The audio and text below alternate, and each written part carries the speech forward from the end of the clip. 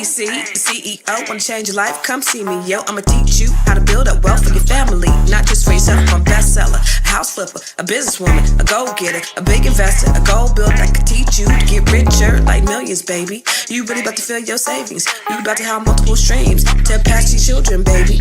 Let me teach you to get your credit on track in the long run. You'll make it all back at Catalyst and watch it all psychology black-owned firm, but we ain't all black. What's up, everybody? What's up? What's up? What's up, good people? Happy Monday.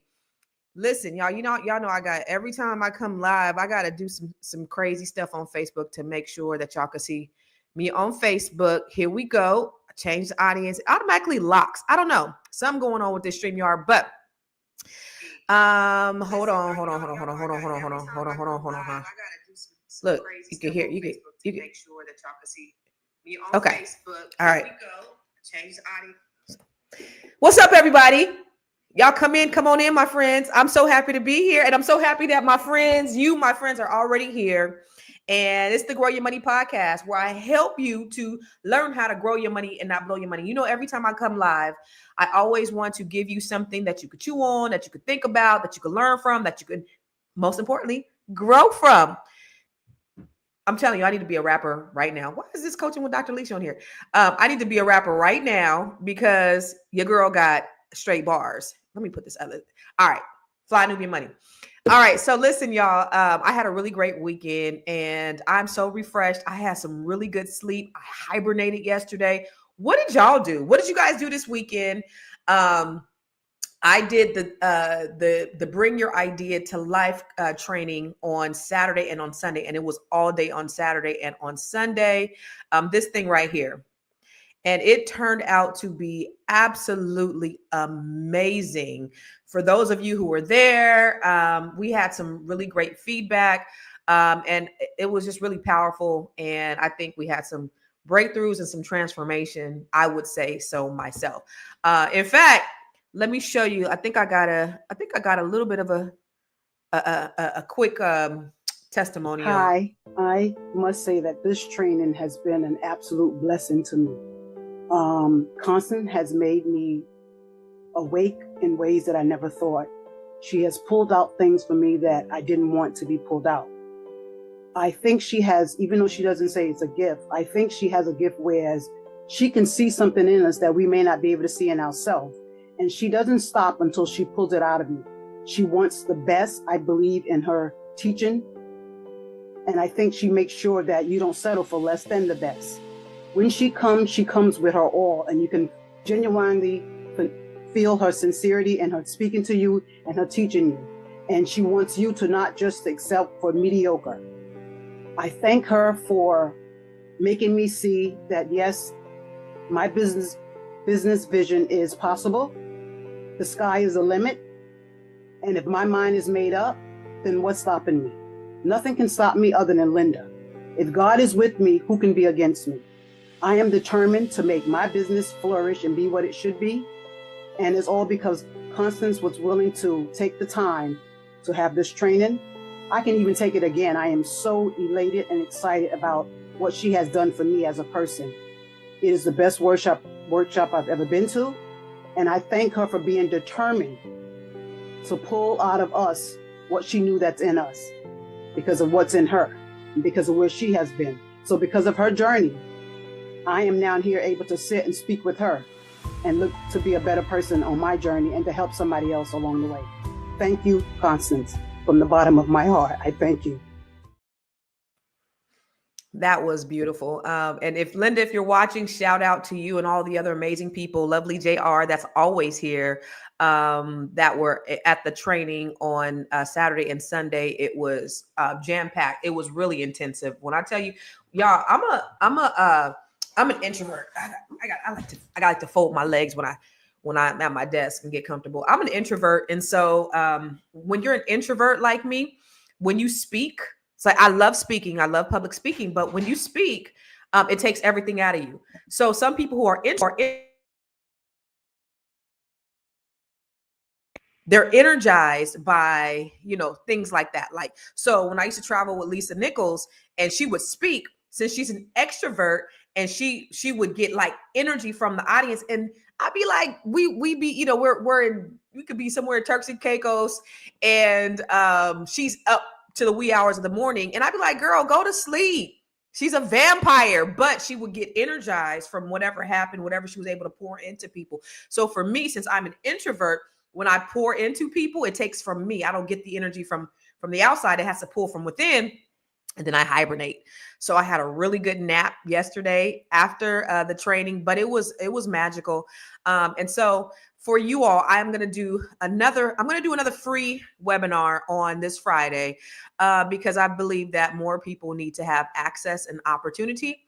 So I have another training. So instead of coming on here at the same time, I'm going to do a free webinar for Think, Build, and Monetize, so I can show you how to identify your unique expertise and monetize your knowledge. I can show you how to build the exact framework to create your business, your brand, and show you how to monetize and create income.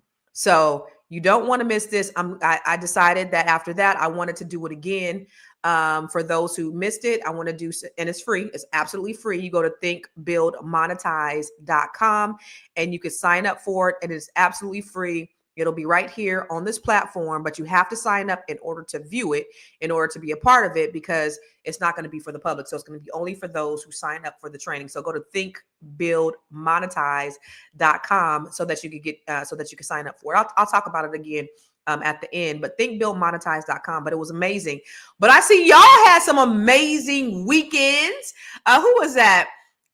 Somebody said they had a birthday. So congratulations on your birthday. I don't even know who that was. Lovely JR, shout out to you. She attended the workshop, and I tell you, when the first day, she didn't have an idea of what her business was. She didn't know what her business was. And then but then I also trained them to speak and articulate their business so that they could sell it. And when she articulated that business, it was mind blowing. So some folks who weren't there on the first day ended up being there on the second day. And when they heard them articulate their value propositions for their business, they were like, oh my God, like these people are so far advanced. And I'm like, no, they were actually at the beginning, just like you, but we went through it. I helped coach them and train them through how to really articulate their vision. And when I tell you, it was mind blowing. And lovely JR was one of those special people who was in the class and who was able to really articulate her value. And I was blown away just by that. So it was awesome. So congratulations to all the people who attended.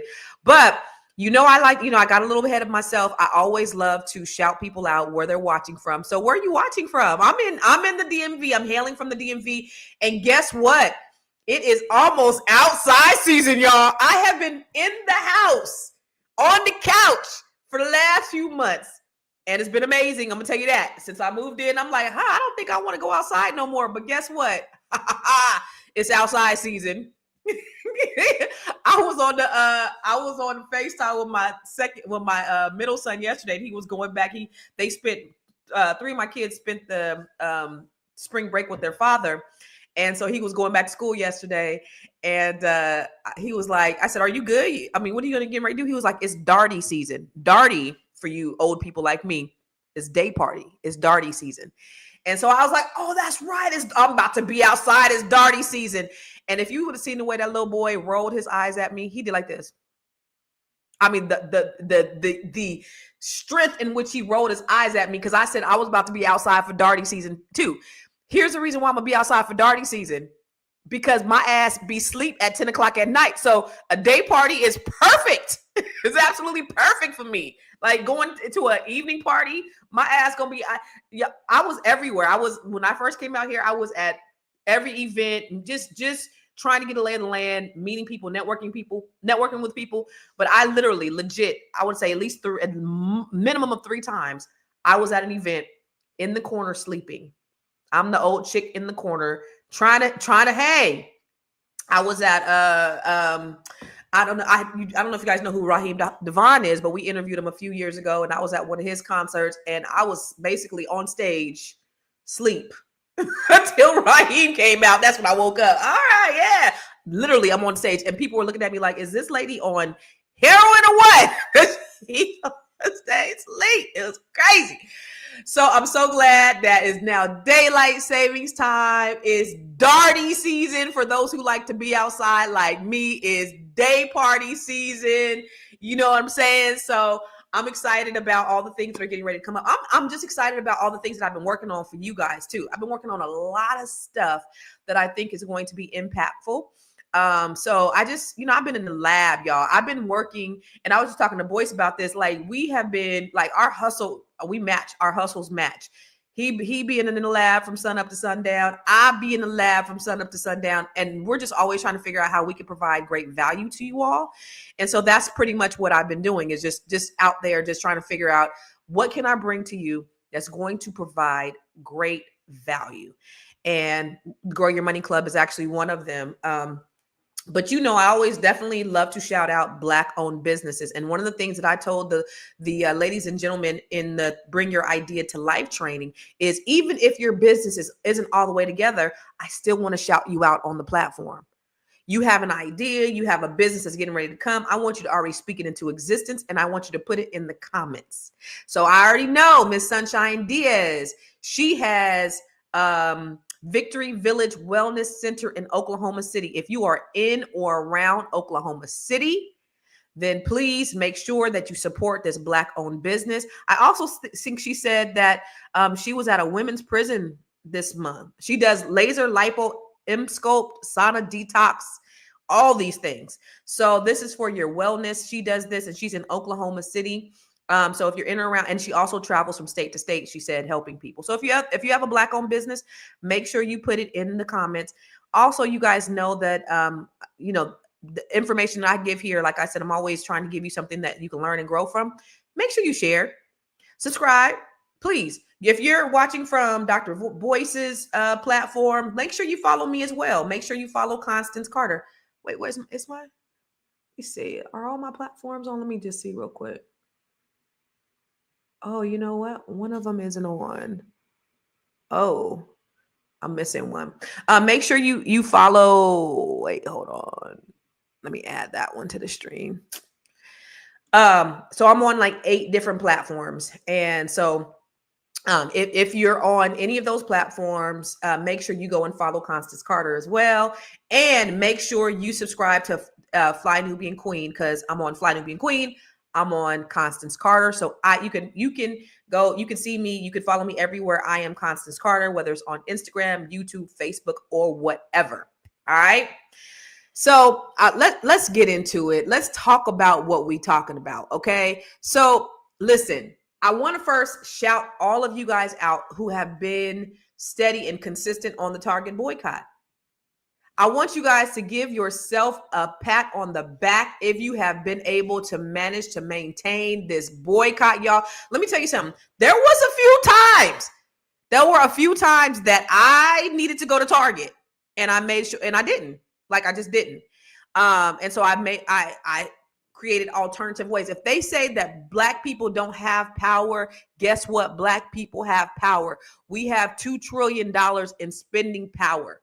Target's boycott, it's working. Sales are down, the stock has dropped, and the corporations are struggling to figure out what to do. Okay? The other thing is consumer spending is down everywhere.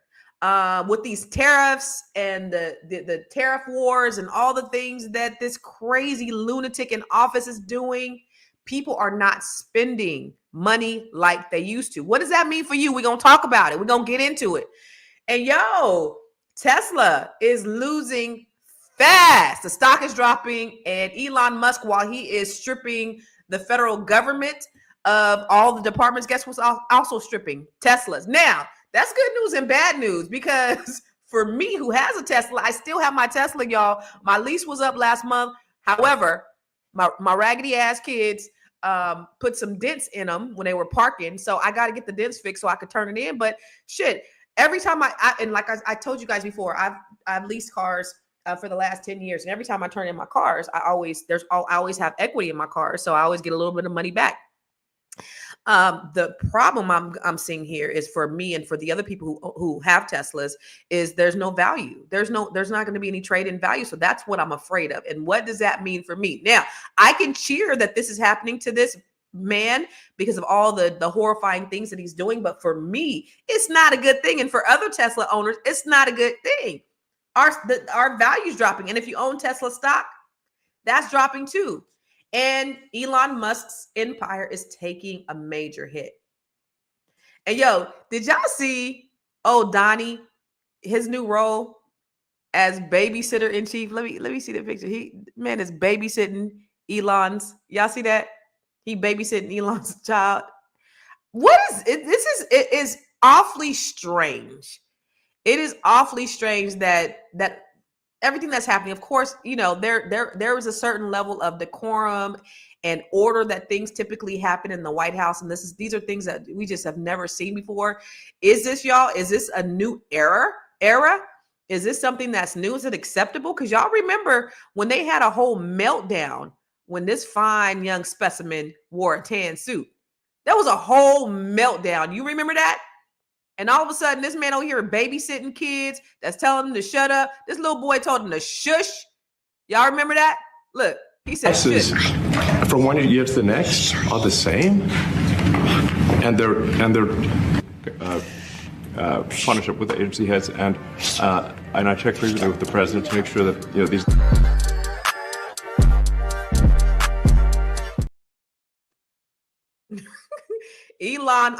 Donald Trump is the babysitter in chief. That's what they said. That's what they're saying. He's a babysitter in chief. This is all very weird. And Brian, you're probably right. He will snap back. You know why? Because Elon Musk, while he's stripping all the other contracts for people of color and they're dismantling DEI and all of these things that are helping people to get these government contracts, Elon Musk's company have secured substantial government contracts in 2025 since the inauguration. As of February 11th, SpaceX holds approximately $22 billion in government contracts, with around $15 billion attributed to NASA. Over the past 2 decades, his enterprises have benefited from over $38 billion in government contracts, with Tesla receiving $15.7 billion and SpaceX receiving $22.6 billion. So you're right. He is the rubber band man, Brian Shanklin. He will snap back at the benefit of or at the expense of the federal government, while he's stripping everybody else from government contracts, firing government employees, getting rid of government departments. He's getting billions of dollars in government contracts. Does that seem fair? The person who's benefiting from government contracts is actually auditing the federal government and getting access to all this information. And y'all are saying, well, not y'all. A lot of these Republicans or supporters are saying, yeah, this is what we need. We need a third party to come in and audit. But do we need a person who is benefiting, who has a vested interest in getting money? There is a conflict of interest here. So wait, put that back up. He's also what? He's also helping what? He's also going to help redo the subway systems and the high-speed rail. Okay, that's cool. Siemens does high-speed rails and subway systems as well. But why is Elon Musk getting these contracts? There are other companies that do the same type of work, but why is Elon Musk the benefactor of that? It sounds like collusion. It sounds like corruption. Kim Jones said, if 47 has never valued adequate decency and order, he has bought with the Tesla money. He was bought, yes. So now he's got to bend over with no Vaseline. He got to bend over. Yeah, I mean, if you think about it, think about the absurdity of this. This man got to babysit this kid. Like, what? The level of respect. The level of respect, like, you got to do whatever the hell I say. That includes babysitting, and we know he's not babysitting, but you got to carry around my son. Like, this lets you know. This is probably Elon's way of letting you know who's really in charge. Because Donald Trump don't be around there with his own kids. You've never seen him anywhere when his kids were small, him taking his kids around in business meetings or anything else. But yet, you see him having Elon. That lets you know who bought and paid for this presidency. And Donald Trump, he knows where his bread is being buttered. Okay? So listen, let me tell you something. Stock is down over 17% over the last 6 weeks since the boycott started. So it started at $142.50 per share, price per share. And over the last several years, stock has gone up for Target. They've lost $12.4 billion valuation in the market. So yes, your green doesn't matter. Remember when the Montgomery bus boycotts happened, civil rights didn't change because of them marching and them getting bit up by dogs and them sitting at lunch counters. We didn't see real change until they stopped taking them goddamn buses. And as soon as they stopped taking them buses, and they did it for a year, this has only been 6 weeks, and we see what's happening to Target, and we see what's happening to the market. We are a consumer class. Yes, we are. Black people, we are consumers. We have $2 trillion in spending power, and we spend it. We spend the shit out of our money.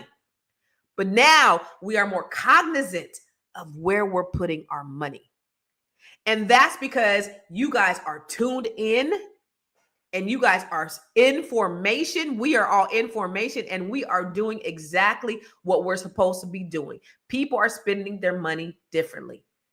What does this mean for you? If you are a business owner, you need to pay attention to consumer behavior. People are being intentional. So if you're an investor, watch how corporations respond to social and political pressure. It affects the stock performance. So they think that they can play in your face, and they think they can say F you. Now we know, y'all all know, and we said it till our faces turn blue, DEI does not benefit Black people. We are not the biggest benefactors. But by them rolling it back, what they were saying to you is a big F you. They were saying F you to you, Black people. They were saying we don't support you. DEI in Target was implemented after George Floyd. It was a vanity project. They never cared about doing business with Black people. They only wanted to appear because it was politically correct to do it. But as soon as, just like how when Black people, when we did no longer had to spend money with each other, we stopped spending money with each other, right? When we had segregation and we had to spend money with each other, what would happen? Our dollar circulated in our community over a year because we had to. The moment that we had to stop spending money with each other, we stopped. Now the dollar circulates in our community 6 hours because we believe the white man's ice is colder. We believe their services are better. It's bullshit. And then we say, oh, I don't do business. And people say it with pride. I believe Brian Shanklin is probably one of the people that say, I don't do business with Black-owned businesses. I believe you are one of those people who would say some shit like that. I've run across people a lot in the past, not so much no more because it's not really in fashion. But you know, the powers that be have done a mother effing number on us to make us have so much self-hatred. But y'all, the blinders are being taken off, my friends. We no longer, I don't hear that rhetoric like I used to. Do you? You hear people say, I don't do business with black businesses? Because you will get slapped upside the face, or somebody will look at you like you are stuck on stupid, or you are the Uncle Tom or sellout as you are if you say some dumb shit like that in 2025. That's the dumbest thing I've ever heard. And I have said this to a church full of church-going people. I said this. I was speaking at a church one day, and I said, raise your hand if you've ever said that I don't. I said, how many of you ever heard people say they don't do business with Black-owned companies? A lot of people raise their hands. And I said, how many of you have ever said you don't do business with Black-owned businesses? Raise your hand. They raise your hand. I said, now take that same hand and slap yourself upside the head with it. Because that's the dumbest thing. I didn't say shit. It's the dumbest thing I've ever heard in my life. That's the most self-hatingest, brainwashed thinking that you could ever have by saying, I don't do business with people that look like me. But now it is a new day, and we are redirecting our spending because we got $2 trillion. If we were a country, we will be number 8. We will be the 8th largest country in the world based upon our spending. So now that we have we have been intentional about how we spend our money. Now that we are very cognizant about how we're spending our money, now we need to we need to focus it on Black-owned businesses. As investors, we need to look at how these companies are reacting to the spending, but also our communities, y'all. Also our schools, investing in things that matter. They are dismantling the Department of Education. I'm sorry to say the Department of Education was all the way effed up. It was. I don't want to say that I'm not mad at it because there needed to be an overhaul, because we've adopted the thinking of a lot of these liberals, right?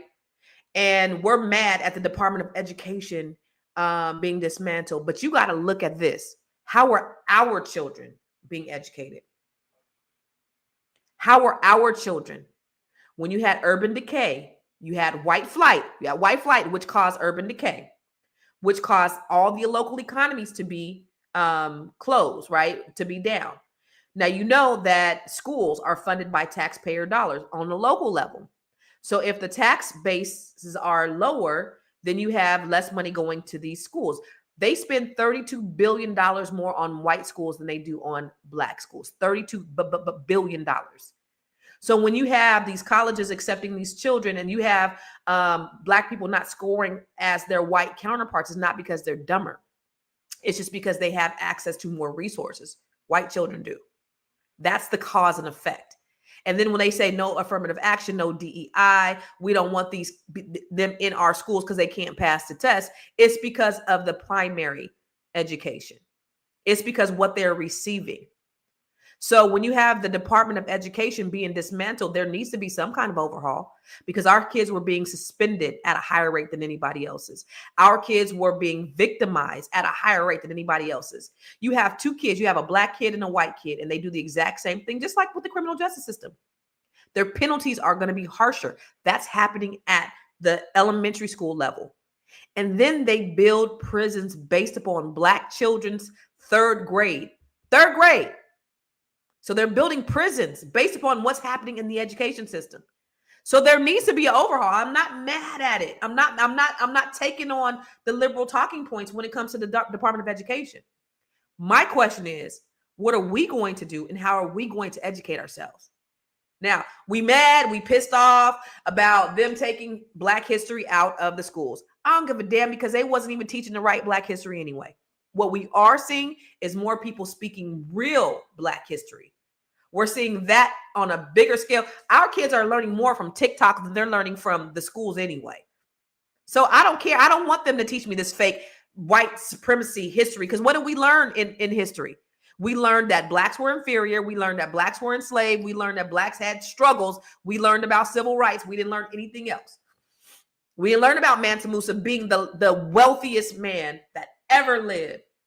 That when he traveled, he gave the Egyptians so much money, he killed their local economy for 10 years. This is a Black man.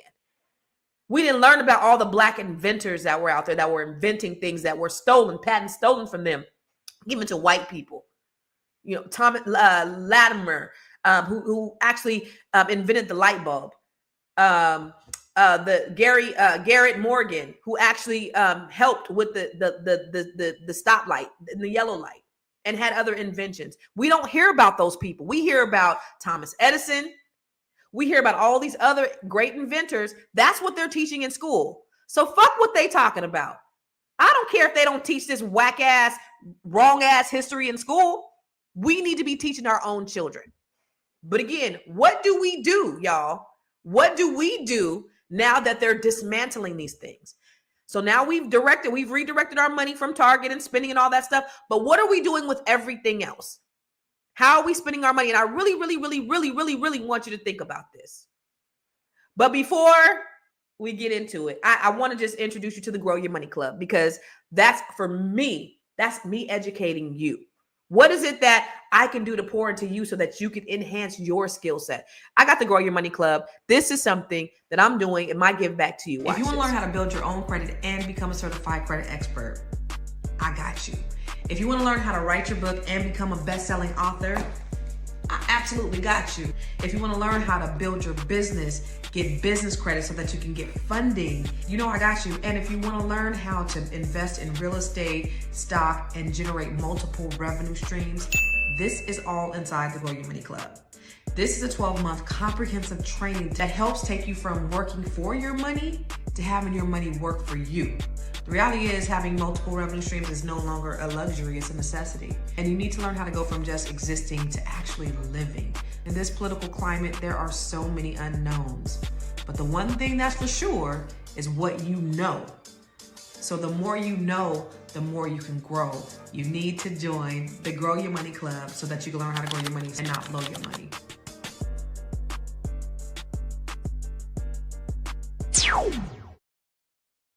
Let me tell you something. The reason why you hated history is because they wasn't teaching the real history. That shit that they was teaching in schools was not the real history. So don't let them take away that history. I don't care. Take that shit away. But guess what? They can't take away the truth, because you know what? What's my favorite saying? What's my favorite saying, y'all? They done fucked around and gave us the internet. We got everything we need in the palm of our hands.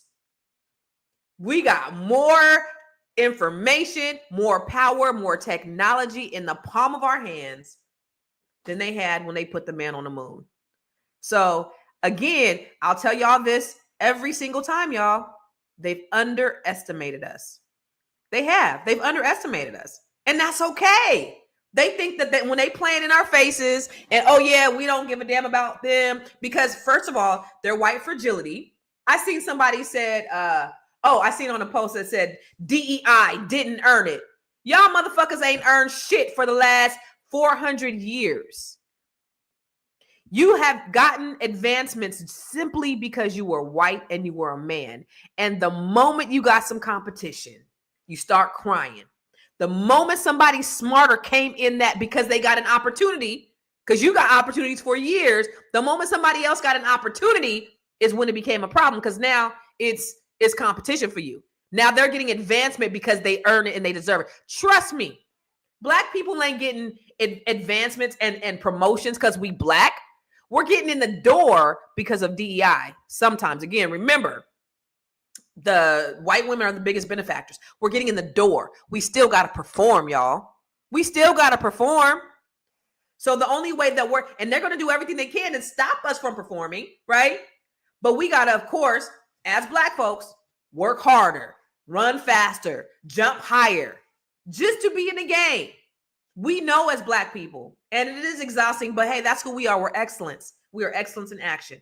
We got to be excellent to be good. We can't be good because that's only average.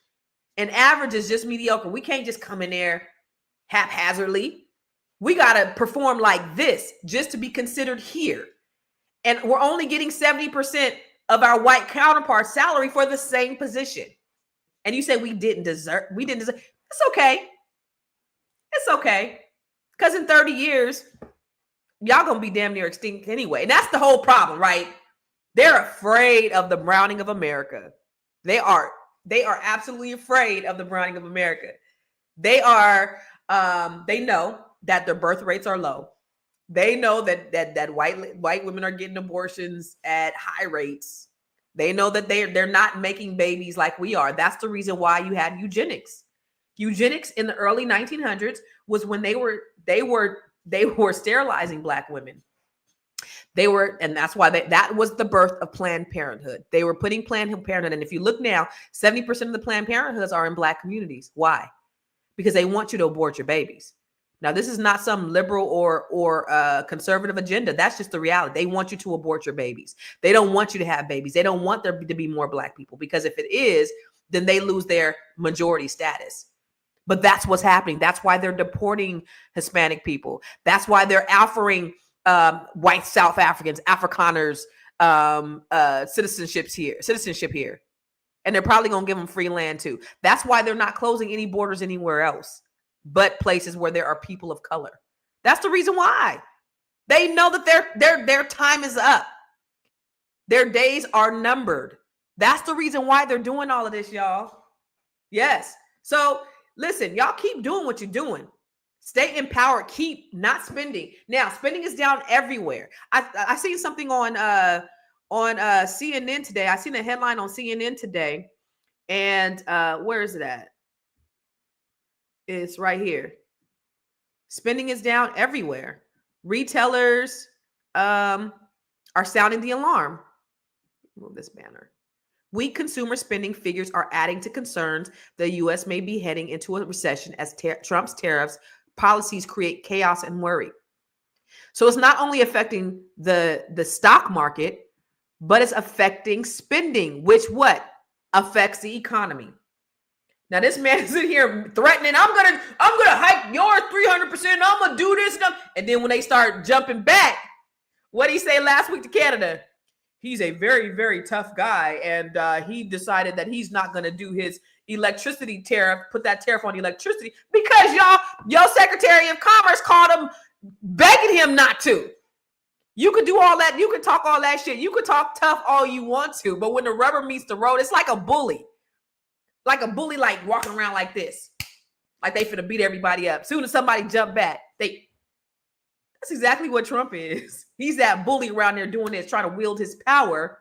And as soon as somebody talks back to him, remember what the governor of Maine said? He asked all the states, "Are you going to comply? Are you going to comply?" The governor of Maine said no. He said, "Okay, then we won't be sending you no federal funds." And she said, "Okay, well then we won't be sending our funds to the federal government." This is the kind of talk tough that we need. This is the type of pushback that we need. And oh, by the way, y'all, listen, wait, where is it at? Where is it? I seen the dumbest tweet. I know y'all seen it. I put it on my Facebook page. I seen the dumbest tweet from somebody in Congress. Look at this. Todd Starnes said, Jasmine Crockett wants you to think she's from the hood, that she grew up on the streets. The exact opposite is true. She attended an exclusive day school where tuition is nearly $35,000 per year. She also attended Rhodes College, a private school where tuition is nearly $55,000 per year. She's cosplaying gangsta. Now, who the fuck said that Jasmine Crockett was gangsta? Who the fuck said that she was impoverished or in poverty? That right there. See, this is what they say, the caucasity. We never thought she was gangster. We never thought she was from the hood. But because she's black and she's unapologetically black, that is synonymous with being from, that is the most asinine shit I've ever heard in my life. This is how they simplify y'all, black people. This is what they do to simplify y'all. They think we are all from the hood. I don't know if y'all remember that story. I had mentioned it when Tiara was on here with me. Tiara will be back tomorrow, by the way. My neighbor, she says to me, she calls me one day. This is when I was still in California. Now, lived in this affluent neighborhood, and we were the only black people there. She had rented her house to a black couple. And they were there about a year, and I guess their lease was up and they were getting ready to move. She calls me. She goes, I'm going to have lunch with these people tonight. Dinner with these people tonight. And I want to sell them the house, but I don't think they can afford it. So, she knows I own a mortgage company. And so she said, can you, help me get them approved or see what we can do to try to help them? I said, okay, cool. So she goes to dinner with them. And then the next day, I called her, she calls me, and I said, oh, how'd your dinner go? And she goes, I don't want to talk about it. It didn't go that well. And I'm like, why? What happened? And she started telling me about the conversation. And I guess they got offended because she made the assumption that they didn't have the money. And so her response was, is this Black Lives Matter thing? Right. And they were like, huh? So I'm sitting there listening in shock that she's saying this. And so they said, you don't know our village. They don't know what we have. She made the assumption that they didn't have no money. You don't know what we got. You don't know who our village is. So they were offended. Like, even if they didn't want to buy this house, they were like, fuck you. I don't want to buy this house now. Oh, by the way. So then she says to them, this is what she said. She said to them, I hope she didn't for her sake, but it's what she told me. She said to them, the same soup kitchen you were in, I was in. The same welfare line you were in, I was in. I said, how do you know that they were on welfare and they stood in the soup kitchen line? And she was like, huh? How do you know that these people are on welfare like they came from poverty? She was like, what? She was so confused because she automatically assumed that these people were impoverished. They came from poverty. And I'm like, I live next door to you. By the way, my house is twice the size as hers. What do you think of me? I didn't come from the ghetto. I didn't come from hood. I didn't come from poverty. Like I didn't come from wealth, but I didn't come from that. Like my two-parent household. Fuck. And it wasn't until then that she was just like, oh my God, I'm so sorry. Like I didn't know. This is the assumption that they think that because we're Black, we're automatically from the hood. We are automatically come from impoverished circumstances and situations. So she automatically thought that. And again, my house was twice the size of hers. So you must think I come from poverty too. This is what I asked her. She said, no, of course not. Yes, she did. Yes, she did. She wasn't going to tell me that, but yes, she did. This is what they think of us. So the idea that we have to be from the hood is just absolutely absurd. And again, that's part of their thought process of what they think of you. They don't think you have any power, and that's the reason why they do what they do. They've been so successful at brainwashing us, after slavery. They yes, Kim, they think everybody came for Good Times. That's all they know. Good Times was our favorite show. It was my favorite show. I remember my cousin said, I hate that show because they can't seem to get out the ghetto. We were kids. And I'm like, this is a funny show. But she had the foresight and the wherewithal to think like, this is not progressive. Now that we look at it, we see that that's not progressive, right? But that's not all of our experience. It's the Good Times experience. And the fact that this is what they think of us. So again, they've underestimated us. That because they've been successful at brainwashing us. Again, after slavery, what did they do? They said, we're going to give you 40 acres and a mule. Then they turned around and said, no, we're not. We're not going to give you 40 acres and a mule. In fact, we're going to give the slave owners who lost the Civil War, we're going to give them the land. And then we're going to turn around and give 42 million acres of land to white people with the Homestead Act of 1862. Yeah, we're going to give it to them. We don't give it to you. Okay, pull yourself up by your bootstraps while we give everybody else an advantage. Pull yourself up by your bootstraps. So we do. Start building communities. We start, circulating our own dollar in our community. We building businesses. We building communities. We're in office, have political control of our own communities. And what do? The massacre of Wilmington, North Carolina.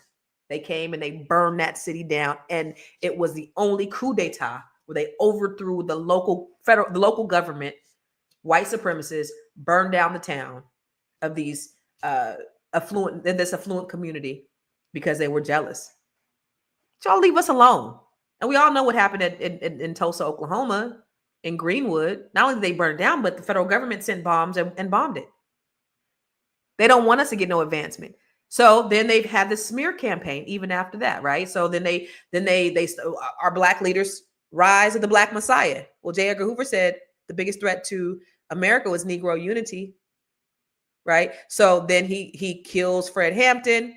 They're afraid they have this fear of the rise of the Black Messiah. They kill Malcolm X. They kill Martin Luther King. And then they successfully, and this is all documented. If y'all don't know, I need y'all to read your history. They put drugs in our community. COINTELPRO. Put drugs in our community. Now we're giving our people drugs. So now the people, you put us in these impoverished conditions because when Black people came into these communities, now you take the local economies out. So now you have urban decay from white flight.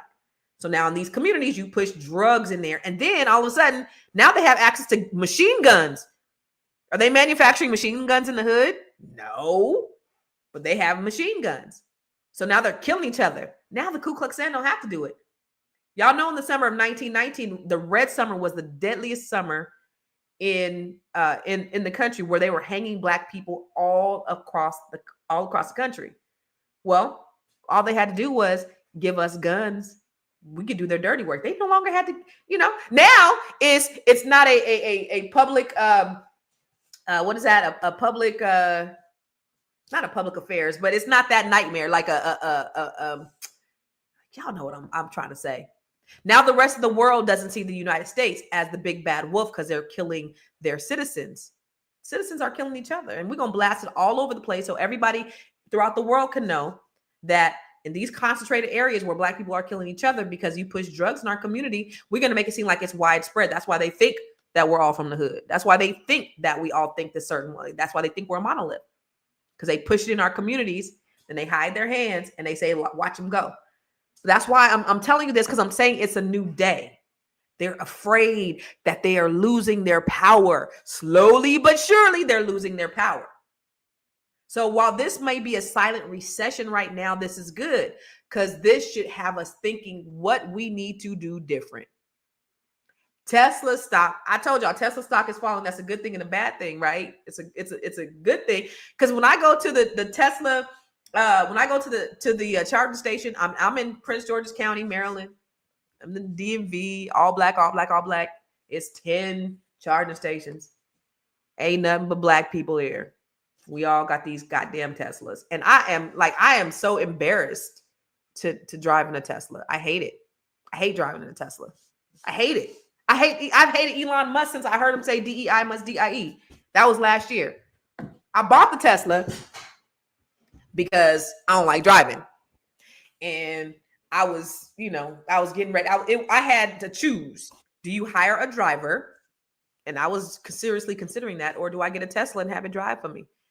And so my son ordered me a Tesla. And that's what now I'm stuck. But a lot of Black people, especially out here, and I know probably in other places, have Teslas. Now we're stuck. And if you have Tesla stock, I told y'all last year to get rid of that Tesla stock. And people were like, nah, sis, you tell them to do the wrong thing. They can make money in Tesla. The thing about it is if we pull our money, he's not going to make money. Let's put it into other things that's going to make us money. But as long as we have our money in Tesla stock, I never, and it's plastic. It is so cheap, Cousin Dro. That goddamn Tesla, oh my God, it's falling apart. Like I sat down and anyway, it's made of plastic. But I told you the Tesla, the reason why I can't sell the Tesla is because it's a lease, and I'm sure it's lost its value. I bought it in 2020. I bought it in 2021, and my lease is up and it has no value. And I hate it for myself. I do. And while I'm seeing y'all, my payment is damn near $900. And while I'm seeing these Teslas, because now they the value brand people, they said the Tesla payments is like $300 now. I hate that shit. So y'all sell your Tesla stock. Sell your Tesla stock and buy and put your money into something else, because there's other electric vehicles that are out there that are better. If you're a long-term investor and you believe in electric vehicles, this might be a buying opportunity for you to rebalance your portfolio. But do your research before making a move, okay? There was something that I wanted to show you. What was the other thing I wanted to show y'all? I talk so much. Let me do this real quick, because I need to show you a little bit more about the Grow Your Money Club, just in case you don't know. Have you joined the Grow Your Money Club yet? If not, why not? The Grow Your Money Club is a comprehensive program designed to take you through the complete wealth building journey. We don't just offer random courses, we guide you along a clear path, starting with fixing your credit and becoming a certified credit expert, to building your business, increasing your cash flow, diversifying your portfolio, and ultimately letting your money work for you. With over 30 trainings designed to increase your net worth, you get to either purchase the trainings individually or go through the 12-month roadmap. Here are just a few of the courses. From campus to cash flows, this is teaching your children to become real estate investors. The Wealth Map training shows you how to eliminate your debt, increase your credit, and diversify your revenue streams. You can learn to write your book using ChatGPT. Learn how to build your online community. What about 8 ways to make money using AI? Oh, and here's 7 online revenue streams to fund your $1 million dream. How about learning how to purchase tax deeds or land banks? What about getting started in government contracting? If you're a rookie, the Real Estate for Rookies training has everything you need. The Business Blueprint training will help you build your business foundation, get business credit, get business funding, and learn how to pay yourself so that you can scale your business to the next level. Or perhaps you want to create jaw-dropping video content using CapCut, Midjourney, and ChatGPT. There are so many trainings and master classes within the Grow Your Money Club, and I also drop one new training per month. You do not want to miss out on this opportunity to invest in yourself, because guess what? You are your biggest commodity. You are your biggest investment. Join the Grow Your Money Club today. Y'all, I'm looking at your comments. I was looking at your comments. Okay, wait. Let me go back. Grow Your Money Club. It's $97 per month. You get the first 7 days for free. So you can go test drive it. Go to the Grow Your Money. Go to growyourmoney.club. First 7 days free. The reason why I don't have a problem in giving you 7 days free is because I have so much training in there I think will be invaluable to you, that I believe that once you start this training, you're going to be like, oh shit, I want to keep this training. So I don't have a problem giving you 7 days free training. 7 days free, because you ain't going to want to turn it off after that. So go ahead and test it out. You get 7 days in the Grow Your Money Club. And I have over 30 plus trainings in there right now. And I drop one new training a month. And it's going to be something that's going to be impacting your life. Y'all, I'm looking at you. I'm looking at your comments. And Deborah Will Win said, whites in power are doing what they have always done until they destroy themselves. Somebody said something about lying. Y'all did some good comments in here. I always want to spend with Black businesses, but in a lot of cases, I'm treated poorly as a customer by my own. I was shot with those who value my business and treat me as they would other races. That's interesting that you say that. Here's what I say about that. Again, I'm gonna always do business with Black-owned businesses first. Now, all Black-owned businesses aren't equal. And you can't paint Black-owned businesses with a broad brush. A lot of times people will say, I don't do business with Black-owned business because they've had 1 or 2 or maybe 5 bad experiences with different Black-owned businesses. But that is not the entire of the Black-owned businesses. When you go to an Asian restaurant and be nasty and dirty and they have bad customer service, y'all still go back and eat them damn egg rolls. Y'all will, because you like them damn egg rolls. But as soon as a Black person doesn't step up to your standards or don't meet your standards, then you want to cancel all Black-owned businesses out. Here's the thing. If there's a Black-owned business that's not leveling up, instead of you putting a bad Yelp review, because that's one thing that it was so sad. I was in Atlanta and there was this restaurant, and they said, the bad thing is, we get a lot of white people in here during the week, Black people in here during the weekend. And what she did say is, the Black people are the ones who give us the bad Yelp reviews. The Black people are the ones who will find a hair all of a sudden in their food, and they want the shit free. It's unfortunate that we have, some of us have this get over spirit, right? But what I would do is, if you receive bad service, is you give them constructive feedback. You give them feedback. I always try to do that. I've had situations where I've given feedback. Sometimes it was received. I remember I went to an event with David Banner. David Banner was in Sacramento, and he was there, and it was just like not put together well. And there was not a lot of people there, and it just wasn't really that great. And so afterwards, I told the person who put it on, I gave him some feedback, and I didn't understand what was going on. And he was like, oh, this is what I meant to do when I was doing this. And this is because I was like, we were just sat there for an hour. He was like, oh no, that was our networking time. I didn't know. I thought we were just waiting on the thing to happen. I didn't know. But I said, I put on events, and this is what I do. So here's, what I would do differently. And he was so grateful for the feedback. And he said, and he thanked me. And then on another hand, I remember, again, trying to do business with Black people. I had bought t-shirts from this girl, and I wanted her to print some t-shirts. Now I had bought t-shirts from my cousin, who's also excellent at doing the t-shirts. And I bought some from her. I bought some from him. Her t-shirts were like iron-on t-shirts. She ironed on a logo, and the quality was not even, it was not fair. It was poor. It was less than poor. And I told her, I said, I want to give you some feedback. I said, I'm going to pay you your money. I just want to tell you, I want to give you some feedback on the quality here. And her response was, okay, so when you going to pay me my money? That was it. That was her response. And I said, okay, I'll never do business with her again. So she didn't, what she didn't understand is that influence. She was so short-sighted, and she didn't understand business. Okay, so then I'm not going to do business with you, but it doesn't mean I'm not going to do business, because I did another Black-owned business, same time. These other t-shirts were excellent. So does that mean that I don't do business with any Black people because I have bad experience with her? No, I keep on doing it. I'm going to keep on trying. I'm going to keep on fighting for us. That's what other races do. Shoot, why do you think Asian restaurants stay in business for so long? Because they're supported and they don't have the best service. Okay. So I just had to get on my soapbox really quick because I think that there's this misconception that people say, oh, I'll do it anywhere. Or I don't get good. I have been in a lot of situations where I didn't get good service from all different races, but we will put a punctuation mark on a Black-owned business that we won't do for other people, and that's not fair. Let me see. Kim said, do you think MBE, business designation, SBA, minority programs, Black Chamber of Commerce are going to catch the shit rolling from down here from the feds? Yes, they will. It already is where they're trying to get rid of erase the 8A. But still, those government contracts are available. Now, we know Elon Musk is getting the lion's share of, and the reason why he's part of the reason why he's a billionaire is because he's gotten billions of dollars in government contracts. It doesn't matter. Let's keep fighting for them. We're in the land, Kim. You know, we're in the land of government contracts. There are so many opportunities out there for us to get paid. We just have to position ourselves right, and we just have to keep trying. That's the difference. Is if you're really serious about getting a government contract, you know the neighborhood I live in. You know my neighbors with these $1 million homes.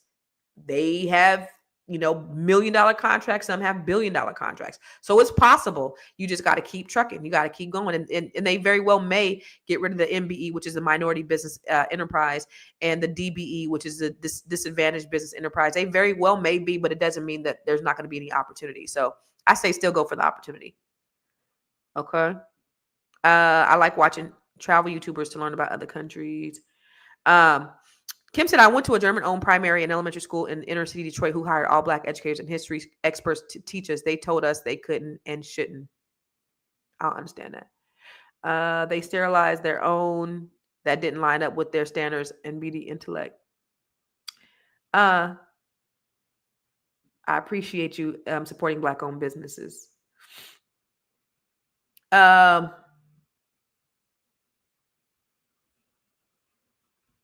Okay, y'all. It's a lot of comments on here.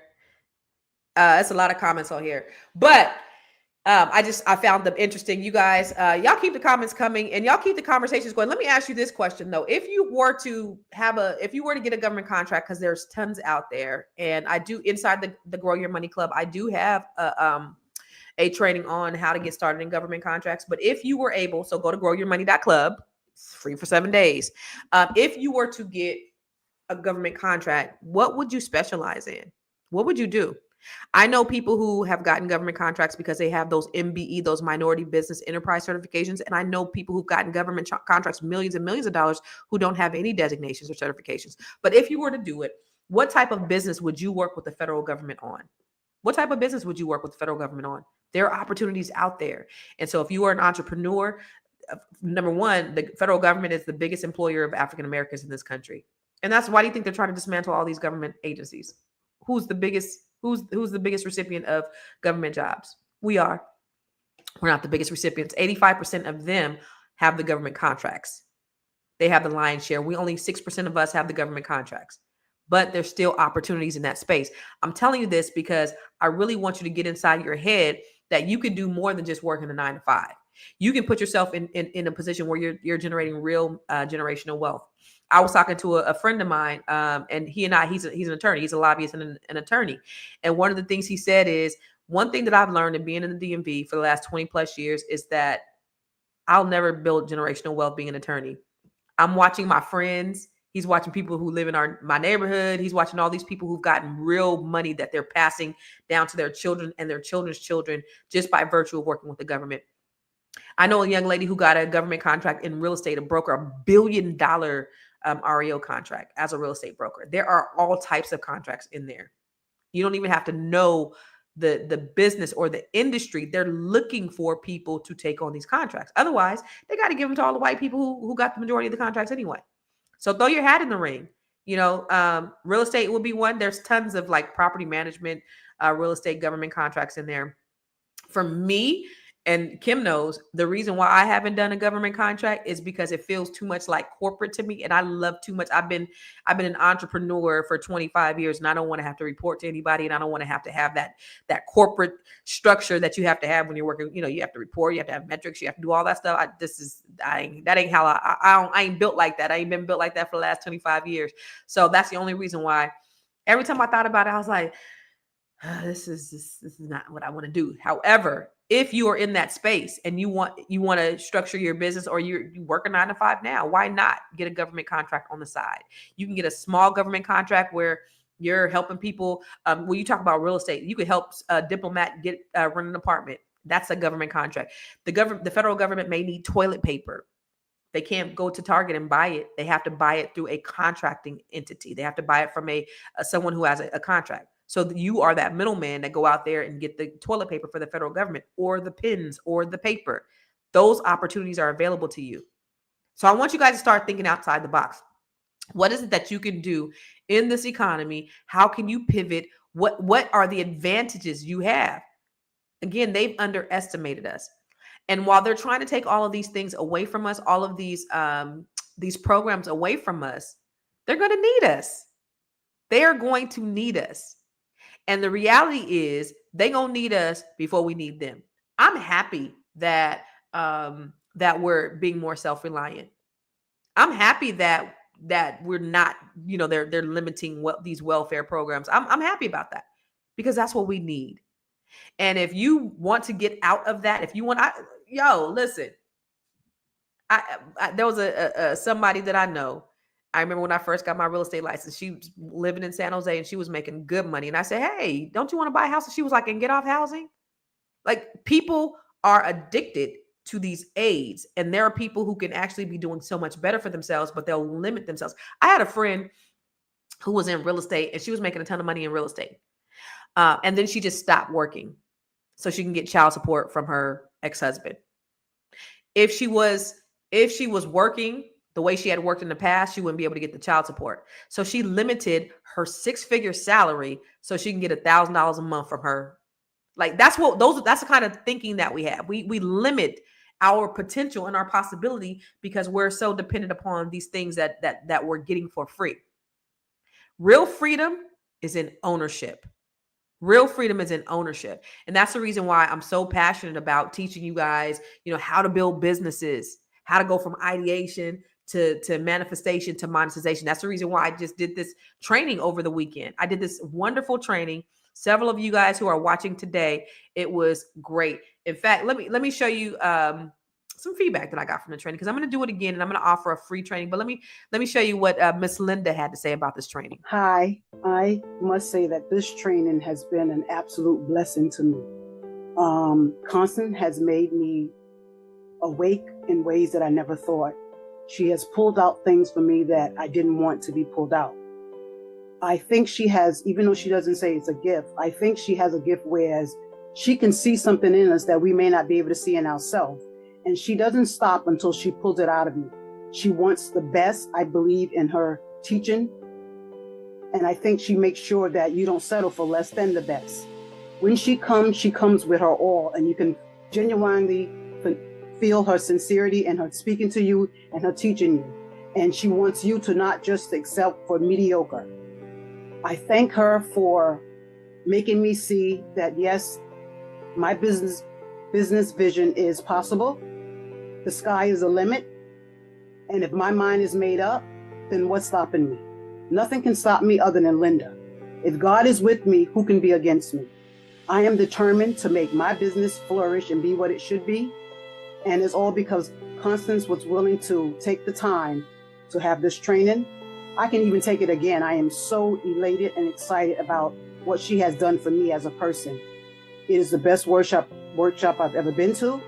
And I thank her for being determined to pull out of us what she knew that's in us because of what's in her and because of where she has been. So because of her journey, I am now here able to sit and speak with her and look to be a better person on my journey and to help somebody else along the way.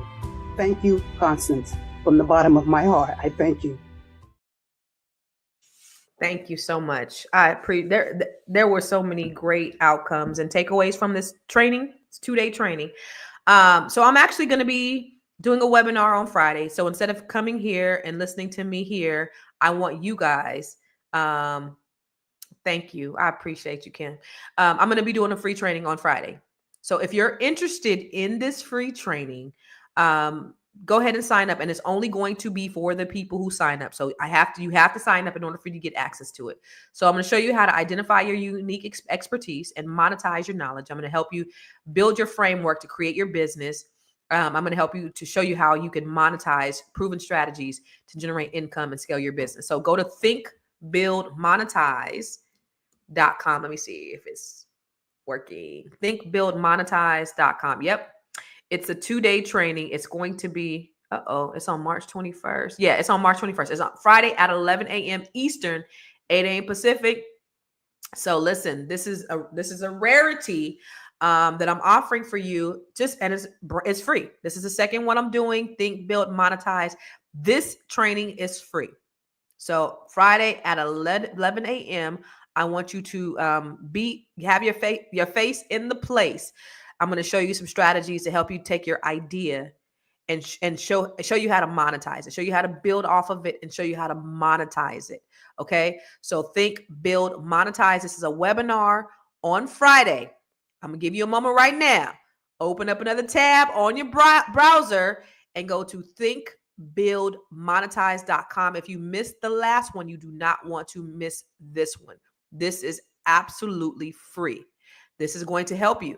We got to get out of this consumer mentality, and we got to get to investing. The number one investment that we can make, y'all, is in ourselves. Okay. You are your biggest commodity. Stocks are good. Bonds are good. Real estate is good, but you are your biggest investment. And I want you to just take a moment, just take an hour out of your time. This is my give back to you. I don't make no money. This is free. So this is my give back to you. I want to help you I want you to help you crystallize and formulate in your mind, what is that thing that you're good at? I don't know if you know, people will pay you handsomely for. What is that thing that you're good at? We're going to take that from an idea and we're going to make it into a business. Okay. So this is a 1-hour webinar on Friday. Yes. Thank you, Terry. Terry was there. I'm so proud of all of everybody that came. I'm so proud of all of you guys, because the transformation that happened in 24 hours from day 1 to day 2 was phenomenal. It was absolutely phenomenal. I tell you, it was phenomenal. So I can't even explain it. I can't put words to it. It's just one of the things where you got to be there to really understand what actually happened. But that was just one. Everybody had some great breakthroughs and transformations as a result of attending this 2-day training. So this is going to be an hour, just a teaser, just to show you what you can do. These are your possibilities. Get off the fence, get off of mediocrity, get out of just being content with where you are. I want to help you to grow to where you need to grow. Okay. So go to thinkbuildmonetize.com so we can go from ideation, that idea that you have that people will pay handsomely for, to monetization. And I know you have a brilliant idea, and maybe somebody told you that it wasn't good, or maybe somebody told you that other people are doing it, or maybe you've seen somebody else do it and they're doing well, and maybe you think that there's no room for you. There are 8 billion people on this planet.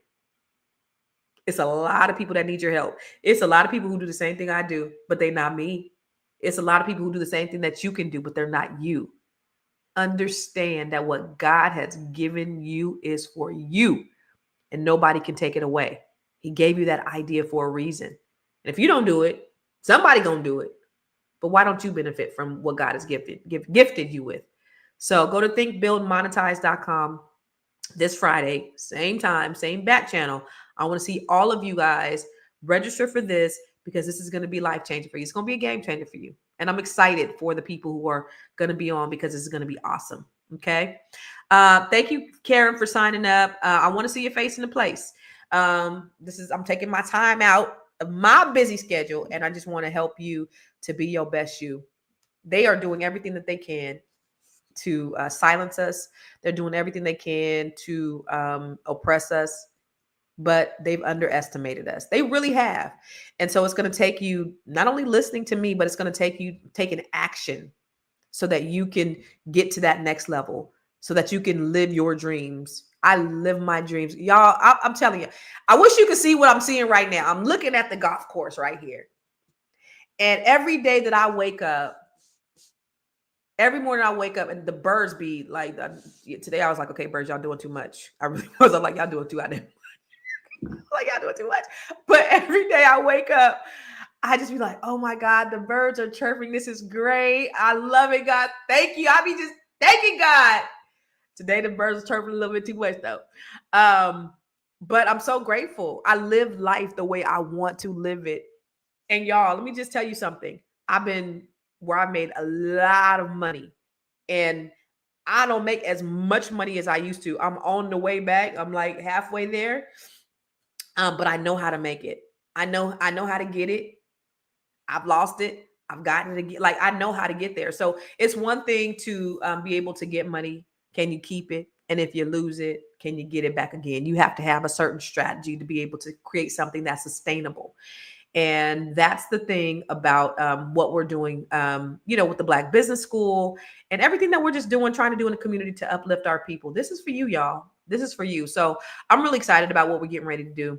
I think that's all. I'm at an hour 10 mark. You guys, make sure you watch Fly Nubian Money. I'm not going to be on there today. I got to go and talk to my agents at Catalyst because we have our Monday morning sales call in about 15 minutes. And we selling real estate all over the state of California. And guess what? My daughter just got licensed in Virginia and DC. I was already licensed in DC, Maryland, Virginia. My daughter was licensed in Maryland, but guess what? She is now licensed in DC, Maryland, and Virginia. So if you are in or around the area, I'm helping her. I'm doing, with my mortgage company, I'm helping originate the loans for her clients. And she is out there killing the game in Maryland. Now she's going to be in DC and Virginia. So if you need real estate services, go to Catalyst Real Estate, our website. You can send me a DM. You can apply for a loan and we can help you in all of those areas. So that's what we have for you. So many different ways. Oh, you know what? In fact, remember when I told you I live in an affluent neighborhood? I want to share with you this video that I did, and I just reposted. I did this a few years ago. This is when I used to change my hair up every few months. But look, check this out. 12 years ago, I moved into an affluent neighborhood. And when I did, I wanted to see who was who. See, I met one of the neighbors and he was telling me, this person owns this multi-million-dollar company. This person owns a winery. So I wanted to see who my neighbors were. When I went to look them up, because as a real estate agent, I have access to that information, I noticed that a lot of these homes were in living trust. And so I was wondering, what is this whole living trust thing about? Coincidentally, a few months later, we sold a home to a young couple and the home was only in the husband's name. A few months later, he gets into a car accident and he dies. The wife wants to sell the home. And she couldn't sell the home because even though California is a community property state, half of that home still belonged to the kids. And the judge, when she went to try to sell it, the judge said, well, it's not in the best interest of the children to sell the home right now. She had to go fight through probate in order to get it sold. And so over the years, I've sold many homes of people who ended up dying, and some had living trusts, some did not. A will is not the same as living trust. So even if you will your property to somebody in your family, it still has to go through probate, which is a costly process, and a will can be contested. A living trust cannot be broken. Even as a first-time home buyer, when you get your home, it is important that you protect your assets. Get mortgage protection insurance and get a living trust. You want to make sure that your kids don't end up hating each other and fighting each other in the event of your death. Yo, somebody asked my daughter's socials. But yeah, I've had many of clients that was fighting, that was hating each other. Mama said that she wanted me to have, and we had I've had so many situations where stuff has gone to probate. I had a situation where, and she'll probably watch this because she told me she watched me every day. Thank you for my daughter. But her father-in-law passed away. He's still dead. He's still dead. He's dead. He's sitting at the table, dead. The coroner ain't even came yet. His kids is taking the furniture out the house. This is my mama's furniture because they didn't want his girlfriend to get it. They fighting over furniture. People be fighting over jewelry. They fight over property. They fight over a house, and they end up hating each other. And so if you don't have a living trust, the reason why I made that video is because people don't have living trust. When I moved into that affluent neighborhood, it was all white. I was the only black one. My neighbor thought, I was from good times. They all had living trust. I now live in an affluent neighborhood, which is a predominantly black neighborhood, bigger houses, better cars. Nobody's houses are in living trust. Why? we got to start protecting our assets, because we work so hard to accumulate these things, and then they end up going into probate, and it's up to the judge to decide. And let me tell you something. I work hard for my shit. And the worst thing in the world is to be able to have a judge, because this happened in my divorce, have a judge tell you what you had to do with the shit that you work hard for. Oh my God. Having flashbacks. You out there working, and a judge tells you what you have to do with the stuff that you work hard for. Well, if you have a living trust, you don't have to worry about that. So a few weeks ago, maybe a month or so ago, I created an ebook on how you can actually do your own living trust. You don't even have to go and pay thousands of dollars for a living trust. It's $20. It's an ebook. This is going to save you thousands of dollars. It's going to save you time. The reason why I came up with this is because I was saying I had to update my living trust when I moved out here and I purchased this home. And so I was just like, because I had a living trust before, I just had ChatGPT update it, and I knew all the prompts to do it. So I just had ChatGPT, and I was like, I can give this to all my people and have them show them how to create a living trust with ChatGPT. Let me write an ebook. So I give you the prompts of what you need to create a solid living trust. Number one, I show you how to record them in your state. I show you how to make them legal. Okay. So go to makemylivingtrust.com. It's $20. $20. It's an ebook. Real simple ebook. I give you the prompts. You put it in ChatGPT. Bada bing, bada boom. You have a living trust. You ain't got to have, you can have absolutely. If you want to have a lawyer overlook it, you can. You probably should, but you don't have to, because it's an ironclad living trust. I'm not an attorney. I will preface it and say that, but this is an opportunity, and living trust costs anywhere on the low end, $1,500 till around $3,000, and depending on your level of assets, it could be more than that. So to be able to get this for $20, check it out. Check it out. I've helped celebrities with this. I've helped clients with this. MakeMyLivingTrust.com. Get yourself a living trust, Black people. Protect your assets. I'm gonna be here tomorrow, same bat time, same bat channel. Remember, again, on Friday, it's not going to be a regular podcast like regular. It's going to be a training where I'm going to help you. Build, think, build, and monetize your business. And it's going to be a game changer for you. So this will be Friday. So make sure you go to thinkbuildmonetize.com. Now, y'all, this is Women's History Month. Kimberly, if you're still watching, I'm honoring one of your personal friends, somebody that I've been wanting to meet for a long time. Miss Kathy Hughes. She's been on my vision board, my list of people that I've been wanting to meet for years. And she actually lives here in the DMV. At some point, I'm going to meet Miss Kathy Hughes, but she is my Black History Spotlight, my women's, make sure it's in here. My women's, yep. She's my Women's History Month feature today. So this week, or actually for the next 4 weeks or the next 3 weeks now, since we're in the second week, I think, I'm going to try to do at least 2 Women History Month, Women History Spotlights. But here's a little something about Miss Kathy Hughes. Today, we are talking about a media mogul, a boss, and a woman who made sure Black voices were heard loud and clear. Somebody who has been on my vision board for years that I've wanted to personally meet. Now listen, when we talk about power moves, Kathy Hughes' name has got to be in the conversation. She's the founder of Radio One, now called Urban One, which became the largest Black-owned media company in the country. Y'all, this is the first Black woman to own a publicly traded media company. But let me tell you something, it wasn't easy. Kathy Hughes lost everything building her dream.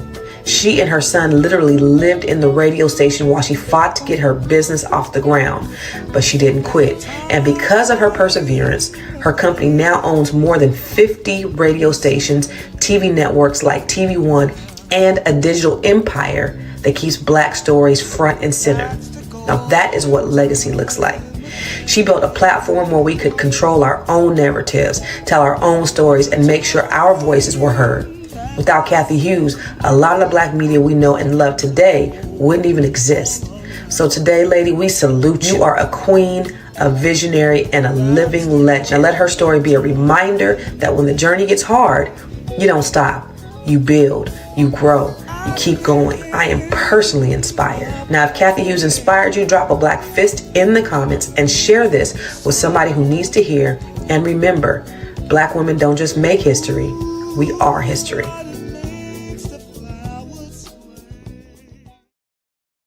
Black women don't just make history, we are history. Yes, Miss Kathy Hughes.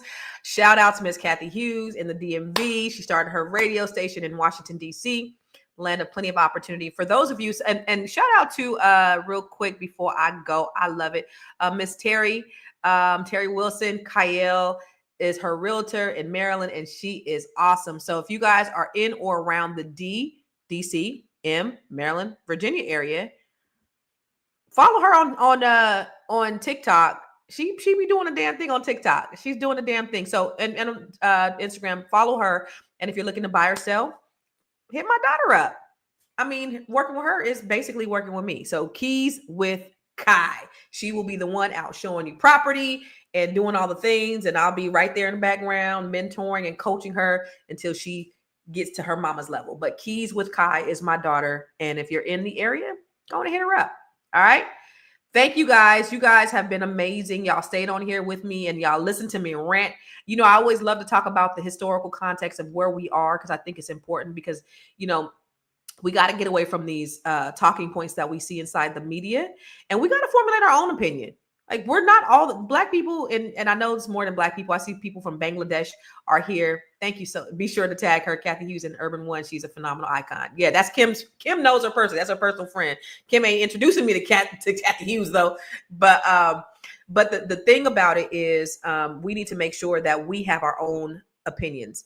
We're not a monolith. We're not all liberal. We ain't, you know, when they stole our word woke and all that shit and they made it part of some other liberal agenda. That's not who we are as Black people. We know, right? A lot of the values that the Republican Party have, we don't have. A lot of the values that the Democratic Party have that we don't have, but we have to start thinking for ourselves. The reason why a lot of people are so mad is because the very thing that they've done to us, they are getting done to. And that's the only reason why they loud about it. This shit's been happening to us for years. Now, not that we just need to mind our own Black business and mind our own Black business like the shirts I have, because we need to do that too. But we also need to look at it. And we also need to see, I got t-shirts. Go to conversationtees.com. We're going to mind our own Black business, and we minding our Black business. We minding and we minding. But we also need to take note, and we need to make smart, strategic moves right now. Because right now is, in my opinion, is the best time to be alive. So y'all, I appreciate you guys being on here with me. I'm going to see you tomorrow, same bat time and same bat channel. Where is my outro?